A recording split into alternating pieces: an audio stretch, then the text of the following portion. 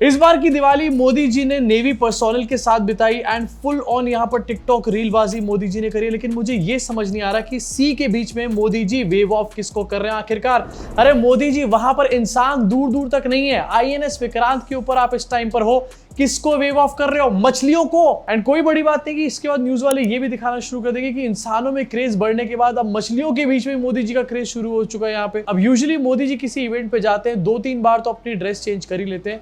यहाँ पर Modi ji dress change नहीं कर पाए क्योंकि वो यूनिफॉर्म पहन करके चले गए थे, तो इसलिए उन्होंने यहाँ पर अपने चश्मे चेंज करने शुरू कर दिए। अलग अलग जगहों पर अलग अलग सनग्लासेस यहाँ पर पहने जा रहे हैं। इस फोटो में अलग सनग्लासेस आपको नजर आएंगे, या फिर आप कह सकते हो कि फोटो क्रोमैटिक यहाँ पर चश्मा भी ये हो सकता है, लेकिन दूसरी फोटो में अलग सनग्लासेस आपको यहाँ पर नजर आएंगे। अगर आप अलग अलग सनग्लासेस लगा रहे हो तो आखिरकार क्या नीड है अलग अलग सनग्लासेस लगाने की? और अगर आपका चश्मा फोटो क्रोमैटिक है तो आप अलग से सनग्लासेस क्यों लगा रहे हो? यहाँ पे फोटो क्रोमैटिक चश्मे का यही पर्पस होता है कि धूप में वो काले पड़ जाते हैं, तो वही पहन के रखो ना। मुझे लगता है मोदी जी फिटनेस इन्फ्लुएंसर बनने के बाद यहाँ पर फैशन इन्फ्लुएंसर भी बनने वाले हैं, अलग अलग सनग्लासेस पहन करके दिखाने वाले हैं। बट मेरा फेवरेट वाला यहाँ पर ये है, मोदी जी जल्दी सो गए। वैसे तो वो सोते नहीं है, लेकिन वो जल्दी सो गए।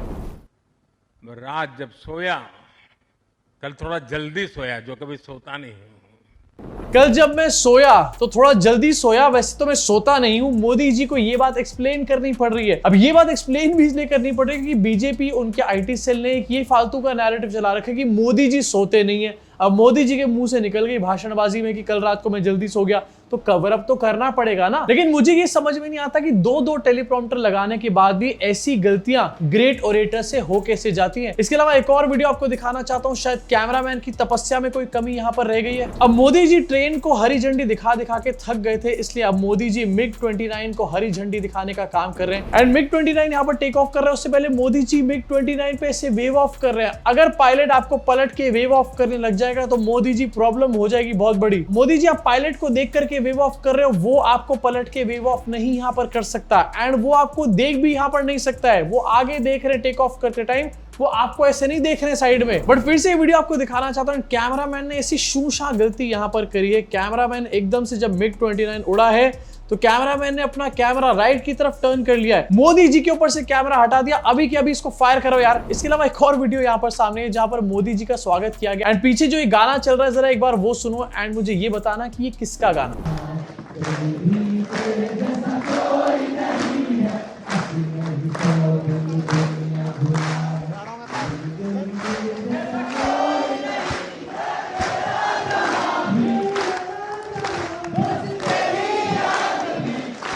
अब देखो, मुझे ये गाना बहुत ज्यादा पसंद है, मुझे इससे कोई प्रॉब्लम नहीं है, मेरा one of the favourite songs आप इसको मान सकते हो, माँ तुझे सलाम।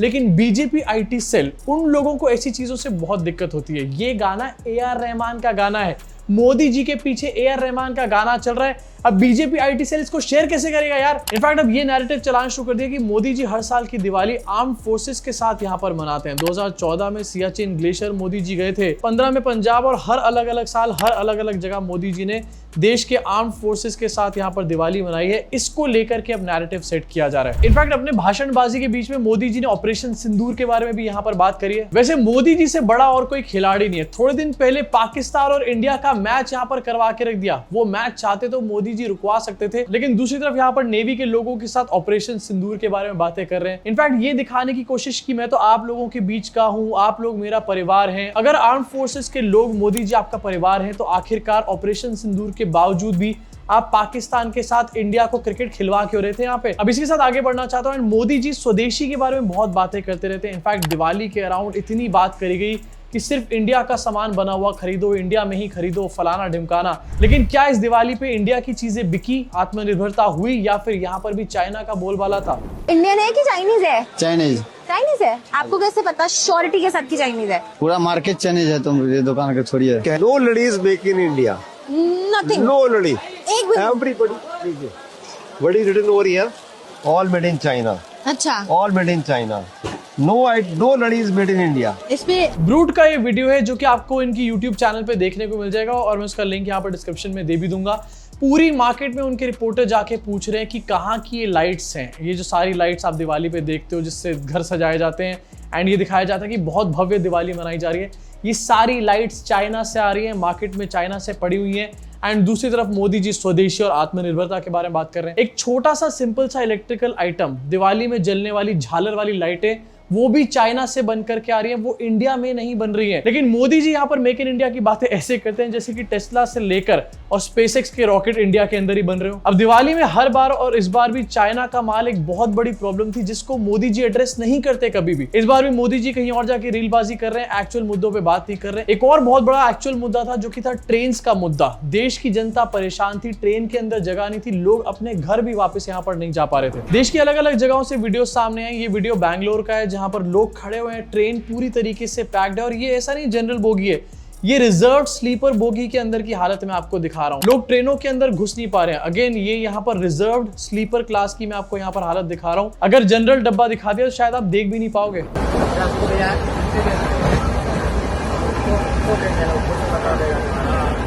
लोग इसके बीच में फिरकी भी ले रहे थे, मोदी है तो मुमकिन है का गाना चला दिया किसी ने भरी हुई बोगी में। सूरत के एक रेलवे स्टेशन का वीडियो है जहां पर स्टेशन के बाहर ये 1 किलोमीटर की लाइन लगी हुई है, लेकिन दूसरी तरफ हमारे देश के जो रेल मिनिस्टर हैं अश्विनी वैष्णव, उन्होंने कहा था कि 12,000 स्पेशल ट्रेनें चलाई जाएंगी।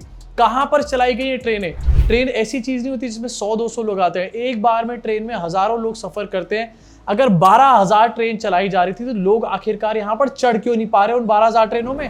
ओवरऑल इस साल छठ और दीपावली पे रिकॉर्ड संख्या में स्पेशल ट्रेन्स का व्यवस्था की गई है।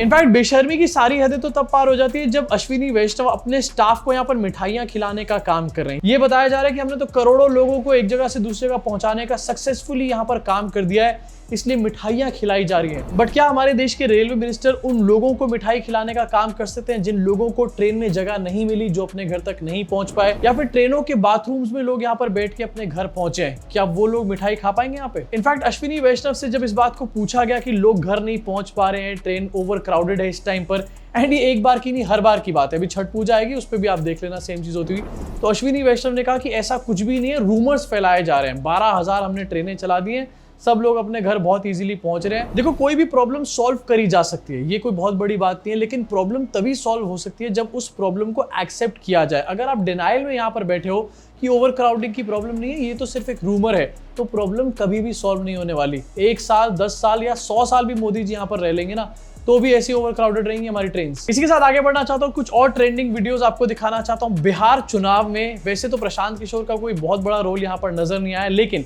गोदी मीडिया को भर भर के जवाब दिए जा रहे हैं, एंड इसमें भी काफी बुरी हालत हो रही है चित्रा दीदी की। यहाँ पर चित्रा दीदी ने एक फोटो डाल के थोड़े दिन पहले कहा था प्लीज ट्रोल मी। अब यहाँ पर उनको प्रशांत किशोर ट्रोल करने का काम कर रहे हैं। सिंपैथाइजर पत्रकार माने जाते हैं कि भाई आप लोग तो मोदी जी के भक्त लोग हैं। शुरू हो जाए। अरे भाई आप लोग कहते हैं भाई मोदी जी के भक्त हैं, आप बताइए मोदी जी को थोड़ा सा तीखा सवाल पूछ लो। तीखा सवाल अरे पूछ रहे हैं। अरे आप तो हम दूसरे संदर्भ में कह रहे हैं कि मोदी जी के भक्त, मोदी जी के भक्त तो आप भी आप लोग कह रहे हैं। आप नहीं थे मोदी जी के भक्त? तो भाई नहीं, भक्त तो कभी नहीं है।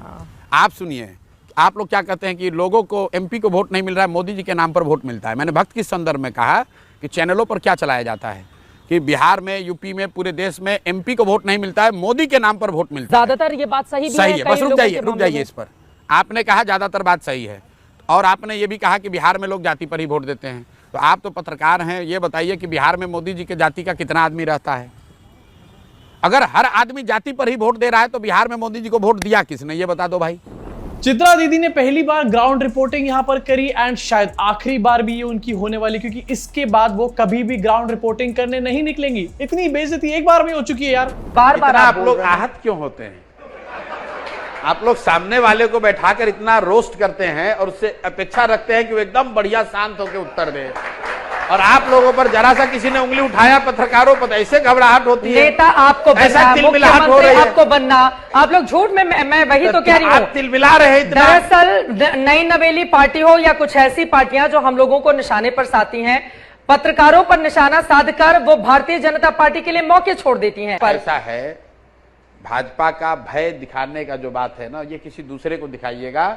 जिस प्रशांत किशोर रणनीतिकार की आप बात कर रही हैं, फिर मैं कहूंगा तो आप कहिएगा बहुत दम भर रहे हैं। 2015 से लेकर 2021 तक इसी भाजपा, इसी अमित शाह जी के नेतृत्व को, इसी मोदी जी के भाषण के बावजूद 10 इस पूरे देश में 8 राज्यों 9 राज्यों में उनको सामने से जो दल लड़ रहे थे उनके साथ मिलकर उनको हराया है। तो ये दम नहीं है, और ये हमको आप डराइए भी नहीं कि भाई अमित शाह आ जाएंगे, भाजपा आ जाएगी, ये कोई गब्बर सिंह नहीं है। टीवी डिबेट्स में सामने वाले की वॉल्यूम कम करने का ऑप्शन होता है, लेकिन लाइव इंटरव्यूज में ऑप्शन नहीं होता वॉल्यूम कम करने का।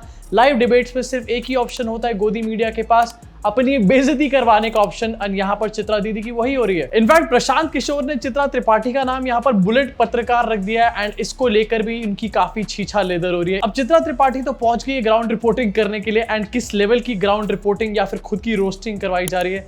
अंजना दीदी कब जाएगी ग्राउंड रिपोर्टिंग करने, क्योंकि हमें और कंटेंट चाहिए यार, हम बोर हो रहे हैं मोदी जी की वीडियोस देख देख के यहाँ पे। अब आपका इसके ऊपर क्या रिएक्शन है, नीचे अपने रिएक्शन को कमेंट सेक्शन में पूरी तरीके से भड़ास की तरह निकाल डालो। साथ ही आपकी दिवाली कैसी रही ये भी बताना मुझे नीचे कमेंट सेक्शन में। साथ ही मोदी जी की दिवाली के बारे में आपका क्या सोचना है इसके बारे में मुझे बताना। मैं आपसे मुलाकात करूंगा इस चैनल के अगले वीडियो में।